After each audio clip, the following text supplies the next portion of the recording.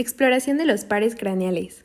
Los pares o nervios craneales se originan en el tallo cerebral. Se dividen en sensitivos, motores y mixtos. Cada uno de ellos ejerce distintas funciones dependiendo de su ubicación, y su forma de exploración es la siguiente. Esta exploración se lleva a cabo ofreciéndole al paciente odorantes comunes y no irritantes, como lo puede ser el café y la vainilla. Se espera que el sujeto sea capaz de identificarlos. En caso de disfunción en el nervio, se puede detectar anosmia, o sea, la pérdida del olfato, hiperosmia, la exageración del sentido del olfato, o hisposmia, la disminución del olfato.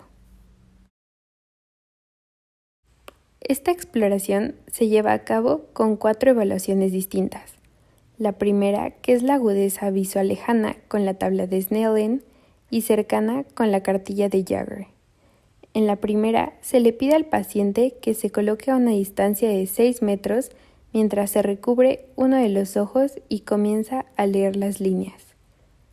Para la evaluación de la cartilla de Jagger, al sujeto se le da una tabla optométrica con varios párrafos de texto en distintos tamaños, evaluando la agudeza visual cercana del paciente. En ambas pruebas se espera que el sujeto vea con facilidad las letras. En caso contrario, puede ser en consecuencia de miopía, hipermetropía o astigmatismo. La siguiente prueba es la exploración de campimetría por confrontación. En esta prueba, tanto el paciente como el médico se recubren un ojo de manera contralateral y mientras el paciente fija su vista en la del médico, éste desplaza un objeto a lo largo de los ejes principales del campo visual. Se espera que el paciente indique cuando deje de ver el objeto señalado, a manera que se evalúe la capacidad de su vista periférica. En caso de una falta de visión en la mitad del campo visual, se detecta hemianospia o ambliopía, la patología en la que uno de los ojos no se comunica bien con el cerebro. También se evalúa la visión cromática con la prueba Ishihara. Se le da al paciente unas cartas con patrones cromáticos con números camuflajeados. En estas se espera que el sujeto los visualice con facilidad. En caso contrario, se diagnostica con daltonismo. La última exploración es la de oftalmoscopía. En ella se le pide al sujeto mirar a un punto fijo mientras el médico utiliza el oftalmoscopio para evaluar la retina. Estos se exploran en conjunto ya que se relacionan con movimientos oculares y pupilares. Para evaluarlos, el paciente mantiene la cabeza fija y siguiendo la vista a un objeto movilizándose en direcciones cardinales dentro del campo visual. Se espera que el paciente sea capaz de mover el globo ocular en las direcciones indicadas. De ser incapaz de mover alguno de los ojos voluntariamente, se le detecta oftalmoparesia. Y en caso de no distinguir bien el objeto por visión doble, se diagnostica diplopía. Después, con la evaluación de motilidad intrínseca, se utiliza un haz de luz para evaluar el reflejo fotomotor directo y el reflejo consensual. Para el primero, el paciente mira al frente mientras el médico desplaza el haz de luz hasta incidir sobre la pupila. Para el siguiente, el médico coloca una mano en la parte medial de la cara del paciente mientras ilumina uno de los ojos.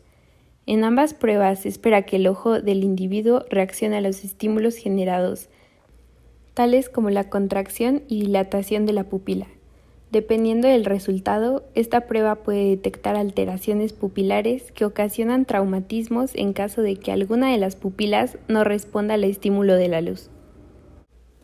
Para evaluar la función motora, se indica el paciente apretar y relajar la mandíbula, así como abrirla, cerrarla y ladearla mientras el médico palpa los músculos maceteros y temporales.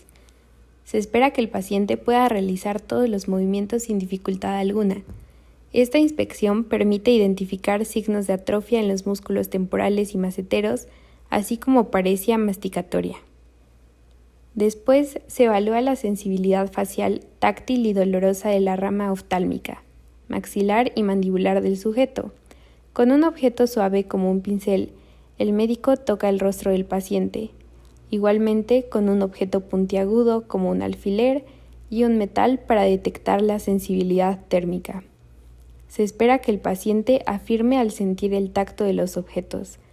En caso de alguna lesión en los nervios, habrá un dolor punzante en los ojos, nariz y mandíbula debido a la neuralgia. En el nervio facial se explora tanto el componente motor como el sensitivo. Se le pide al paciente realizar diferentes movimientos faciales como subir las cejas, fruncir el ceño, apretar los ojos, arrugar la nariz, enseñar los dientes e inflar los cachetes. Se espera que el paciente realice los gestos con facilidad. En caso contrario, con esta evaluación se puede detectar asimetrías faciales que sugieren parálisis de musculatura facial. Para la evaluación de la parte sensitiva se utilizan sustancias acuosas como sal y azúcar. Se espera que el sujeto identifique los distintos sabores sin dificultad alguna.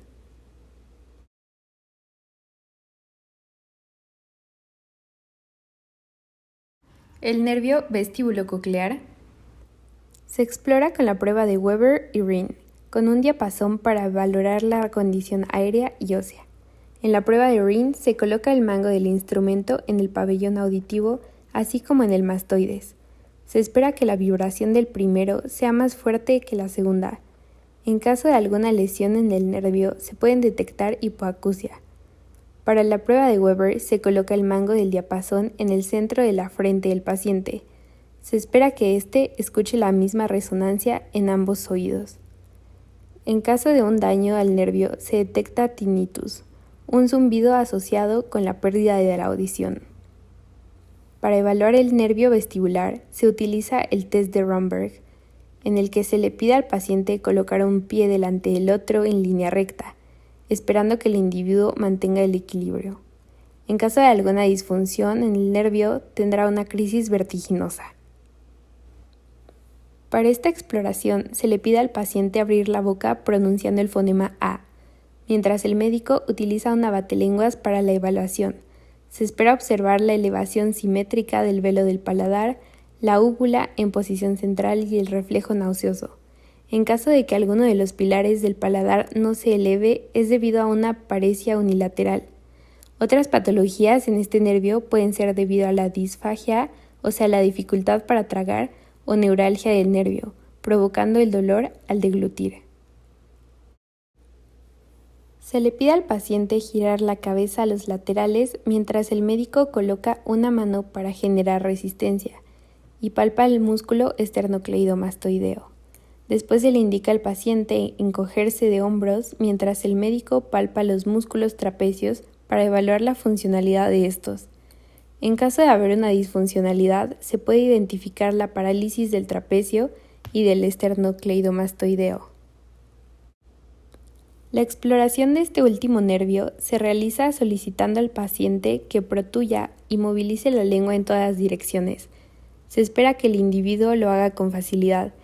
En caso contrario, el médico deberá observar si hay fasciculaciones, desviaciones de la lengua, disartria o la existencia del síndrome de Bernard, que involucra la parálisis de la musculatura lingual y pérdida del gusto.